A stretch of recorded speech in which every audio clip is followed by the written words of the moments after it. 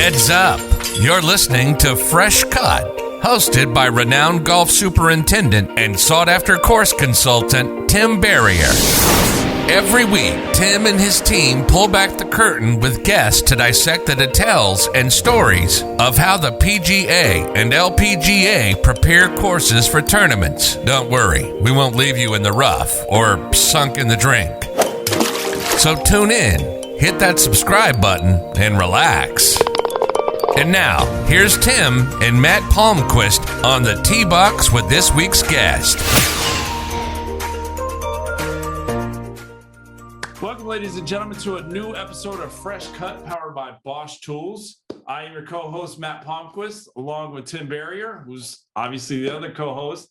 And today we have the delightful pleasure of having Dave Stockton Jr., former PGA professional and friend of the show, join us today from his home in Carlsbad. And he's got some fascinating stories. We're excited to hear what he's got to say. Dave, Tim, take it away. Oh, I got this. I got Dave. Dave's a new friend of mine. We've met just through golf at Goat Hill Park over the last couple of years, probably. I actually had the opportunity of playing golf with Dave about 3 weeks ago, and I will tell you, after 10 years playing on the PGA Tour, he still has his game. He really does. It was a pleasure to play with him. At the Goat, yeah. I mean, that's a good course for me. It's very well, it's short, it's executive length, but you can get goated if you hit it even off target just a little bit. So you can. You gotta be accurate. And I will say I acquitted myself well. My game was actually not too bad that day. I struck the ball pretty well. So it was nice to not embarrass myself in front of a former PGA Tour player. So yeah. First things first. Are you playing Friday, Saturday, Sunday in the Herdsman? I am. Yep. So am I. Who's your partner? Jerry Fields, a friend of mine. I've played with him the last few years in it. And my son, Jake, is playing with my dad. So we have three generations playing. Oh, wow. How awesome is that? His son, Jake, is a former water polo player. I think he's 6'5", and he hits the crap out of the ball. He's become a pretty good little player, a pretty good big player, I think, over the last couple of years. From the what is it? You drive for show and you putt for dough. Well, I don't know about his Dave putting Stockton skills. Sr. is known for his putting. So there you go. Absolutely. And is he still working with some folks as a putting guru? Yeah, he works with a few people. I mean, he's cut back on teaching some, but he's still, at one point we had upwards of 14 people, 14 tour players on the PGA Tour we were working with at one time. And wow, right. Currently, we're not working with anybody on the PGA Tour. We jokingly say that all those guys already know everything, so there's nothing that we can tell them. They don't know. Well, there's a couple of guys that really could use his help. I know Justin Thomas and Rory, they haven't been able to get the ball in the hole. I mean, they're still striking the ball well, but putting is everything, as we all know. And so I know you sank a couple of clutch putts there a couple of weeks ago. We played, and I can see you've been working with your dad a little bit on and off over the years, but you've been your own coach too, as well, I'm sure. So I'm glad to hear you're playing in the Herdsman. I'm playing in the Herdsman as well. My partner's Johnny Walker, the head pro at Aviara. I like Johnny Walker. Yeah, well, we're not talking about the Johnny Walker you drink. And then we're also going to be playing in Reno at the Link Soul 2-man. Nice. Here in a couple of weeks. So he's my partner for that. First thing I want to ask you, Dave, and I've asked a few of our guests over the last few shows about their journey with this game.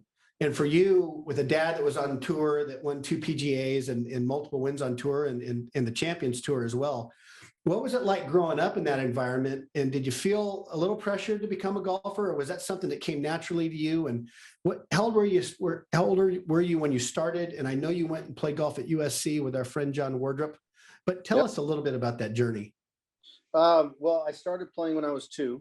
Wow.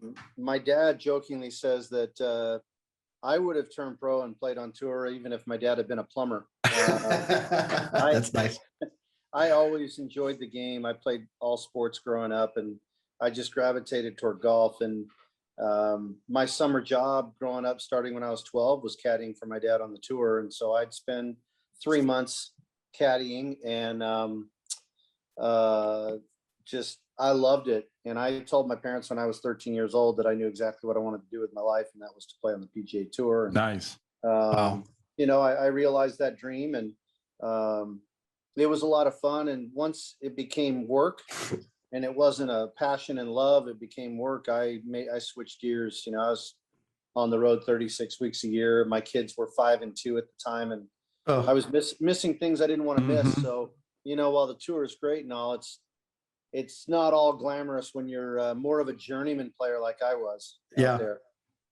Well, you got guys like, I think of somebody, Dickie Pride, who's on the Champions Tour now. And I think Dickie might have a win, maybe 2 wins, but he's had this career that has spanned, he's been playing as long as I can remember. Yeah, he's probably in his late 50s now. Yeah, he won at Memphis, the FedEx. He won the FedEx. Wow. Not the FedEx, but yeah, absolutely. So it's nice to see a journeyman guy like him that, makes that really steady paycheck, that's okay with the travel and maybe staying in not the greatest hotels, but it's a grind. You read some books by Hogan and stuff like that. And the old days where, they're camping. A guy by the name of Dickie Pride. I mean, you better be proud of his career, right? Well, he is. Yeah. You got Woody Austin and a few of these other guys that they just hang right in there, and because that's their job, that's their career. Yeah. So okay, so you're 13, you want to play on tour. Your dad went to USC, and so you naturally gravitated to USC as well, correct? Yeah, so did my grandfather. He was oh wow. My dad's dad was he was the individual champion in the Pac-8 individual. It was the Pac-8 when my grandfather was there. He won the individual title, and my dad was Pac-10 champion individual, and I didn't do that well in that, but I finished second. My best finish in college was second to Phil in the NCAAs at Oak Tree in '89. Well, that's not so bad. Wow. And what was it? Did you play with Phil? Were you in the final group? I didn't. I started the tournament. I doubled my first 2 holes starting out, and from there ended up finishing second, losing by 2. My team missed the cut, so I was the only individual because of where I was in the field. Right. I got to play the final 36 holes by myself, so I was on the opposite 9. I didn't know. I was just you were just stroking it. Yeah, almost got it done, but kind of weird not knowing how I stood. Sure. Did they have you play with a marker, or were you really out there by yourself? I had other individuals that made it where their teams didn't, so we were kind of the afterthought, but we were kind of in the mix, and I finished the highest of those guys. But wow, yeah, it was a long time ago. That's cool. That's a really cool story. Finishing second to a guy like Phil Mickelson, boy, that's saying something. That's a strong year to have to try to win the NCAAs. So, did your dad and your grandfather give you a hard time? You didn't follow through with the 3rd win.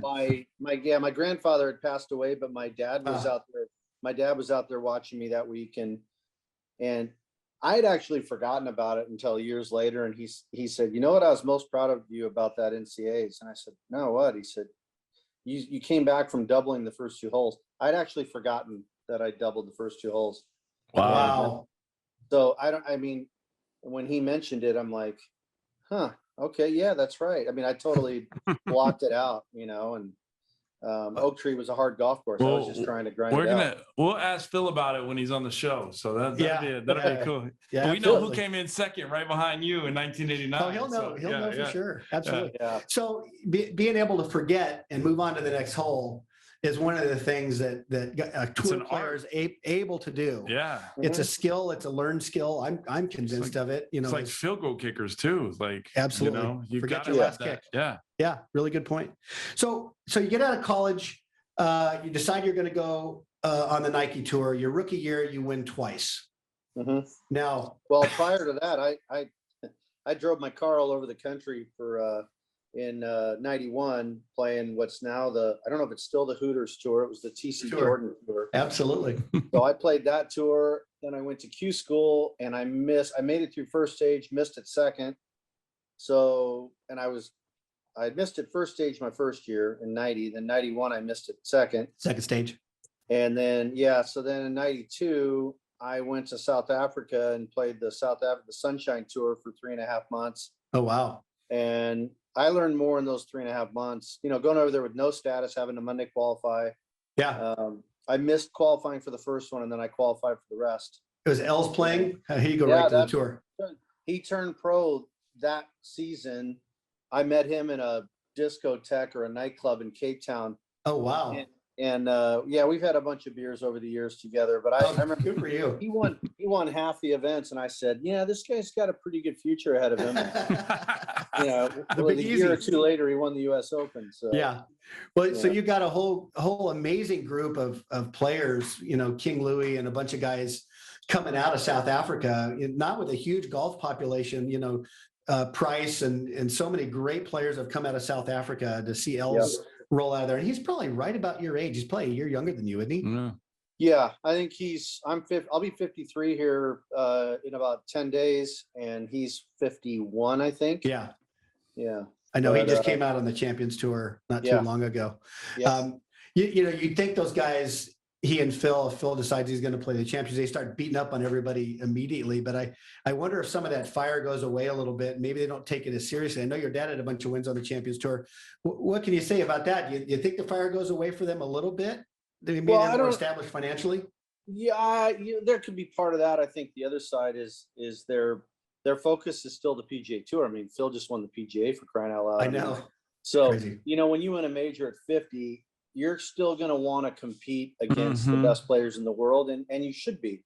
And trust me, while the Champions Tour guys, you know, they love having Phil come out occasionally because it's good for the tour. They don't want him on a steady diet. No. I bet that's a little bit political. You know, they don't a little bit of pressure on him. There's a fine line there, I think, but write him on his Twitter account about his calves or something like that. You know, calves are shrinking. Maybe you don't belong out here with us. Well, we're about halfway. We're about halfway done with the show right now. We're going to power through with Bosch Power Tools. But the one question I have for you, Dave, is what is the most memorable shot? Because you told the story about your dad remembering, you know, parts of your game that you didn't recall at the time, but what's the most memorable shot that you've ever had in your career, whether it's on tour, whether it's playing at the GOAT, whatever? Like what is last Friday at the GOAT and the Skins game, I hit a driver over the trees on 3, and you made eagle. 2 feet. I made eagle. Got the only skin. You made a skin.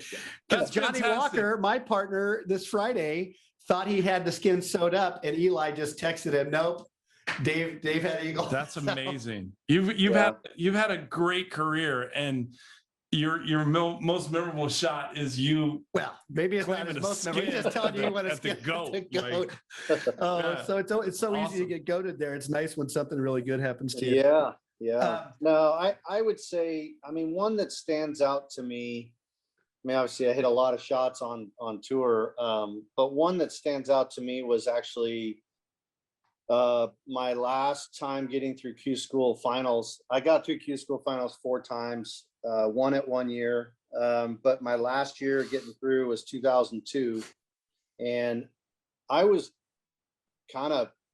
toward the end of playing, even though I was going to play through 2004, but I'm at Q School playing the stadium course, final round, sixth round of it. I'm at 8 under par, and I know I'm right on the cut line, and half the field plays the Nicklaus tournament, and the other half plays the stadium. So I'm on the harder of the courses, and I had chipped in on 15 for birdie to go to 10 under, 2 under on the day, and I played kind of safe on 16. I didn't want to be in that bunker left, and then I stood up on 17 tee, the Alcatraz, and we had a group on the tee waiting, so we had to wait an extra 30 minutes. God. And I knew that I had a feeling I had at least a shot to play with. I thought it was going to be 9. So I knew that if I hit the green on 17, I could play for bogey on 18 if I wanted. I was still going to have my tour card. And, you know, the pressure there is totally different in that if you have a good week, you're playing for 5 million a week.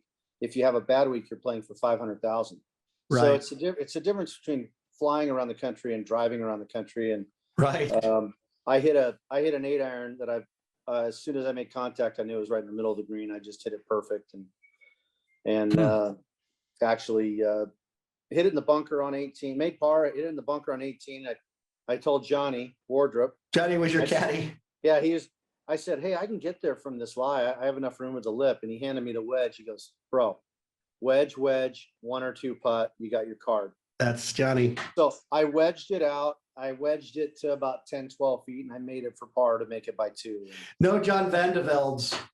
No, you do what you have to do to get through. Yeah. That Q school is, I wish I'd played on tour the way I did in Q school after I figured out how to do it. But Did you feel more pressure Oh. at Q school than you've ever felt before?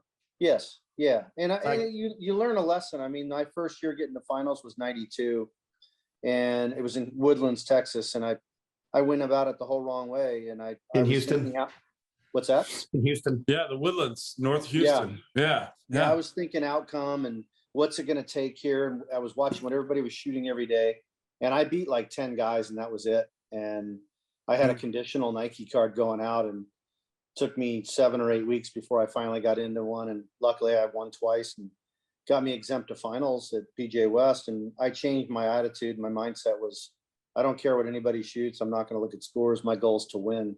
Right. And I ended up beating Jesper Parnevik by a shot. So, Oh, wow. Nice. Well, so you're playing the golf course. You're not playing them, and that's, I think, one of the things we lose sight of when we're in a competition is, you're playing the golf course, and you can't control what anybody else does. Yeah. So, I've heard that about Q school. And I know there's guys like Mac O'Grady who've been to like 18 to 20 times at Q school. Right. Yeah. And I don't know if you ever met Mac. I worked with Mac. I worked with him. Oh, that's amazing. I met him at late Riviera. 80s. I met him at Riviera during the PGA in 94 and 95 when Elk won it.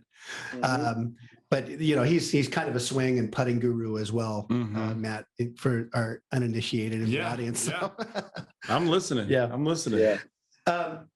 So we've got about 5 minutes left. We got to let you go because you're working with an LPGA Tour player. And can you maybe talk about her? What's her name again?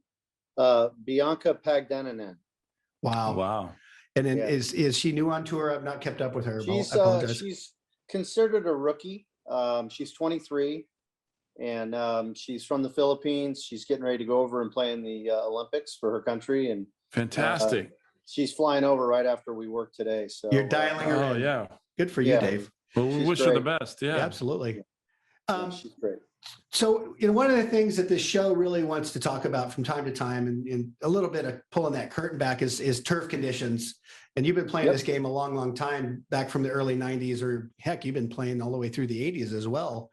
What have you noticed conditioning wise? I know the television has really put a premium on conditions for everybody's golf course at every club across the country, and it's raised the bar, and it's raised the pressure on golf course superintendents to deliver those types of conditions. But how have those conditions changed in your opinion, from tee to green, through the green? No, it's night and day. I mean, from the agronomy to the equipment that superintendents are using, it used to be, I mean, I remember going and playing in Florida and having really tough grain to deal with. And now it's like, in fact, my dad hated playing in Florida all through the shiny side, the dull side, right?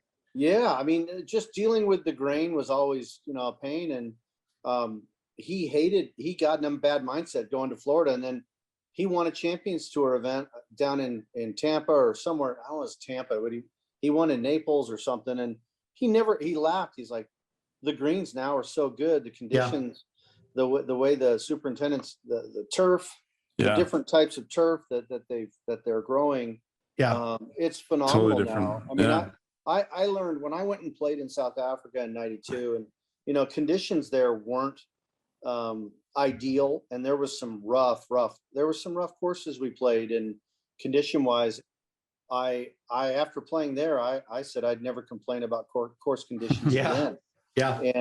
But you know what? Someone's got to win. So if you have a bad attitude and you're going to complain about conditions, then have fun being miserable on the golf course. Just go get better. Go see your friendly neighborhood golf pro. Yeah, I mean, I look at Goat Hill Park. My mom's dad, my grandfather, used to play there in the 60s and 70s, and even in the late 50s he played there. It's been around since 52. And it was mostly dirt. It's just dirt. And you go out there now, and the job that John Ashworth and the crew and everybody out there has done has just been phenomenal. I mean, it's a testament to the passion that the ownership has for the club, and the community and everybody that goes out there and plays it understands that. Yeah, Well, she's got it. Yeah, well, we've got about a minute left, and the one thing that I wanted to plug for you, Dave, is Back Nine Greens. You're partnering with this company. They did something for you, and then you were like blown away. So tell us about Back Nine Greens in about 30 seconds. Yeah, well, if I can go a little longer, He can go a little longer. Go a little longer. We got to get him out of here, but he's got some time. I got tired of my water bill. I was living in Rancho Mirage, and my water bill kept going up. And water here in California is at a premium, like it is in most places. But I got tired of looking out at a lawn that only looked good 3 months out of the year. Mm-hmm. And so I looked at synthetic companies, and I went with Back Nine Greens, and I was just shocked at the playability and the quality and the look and the feel.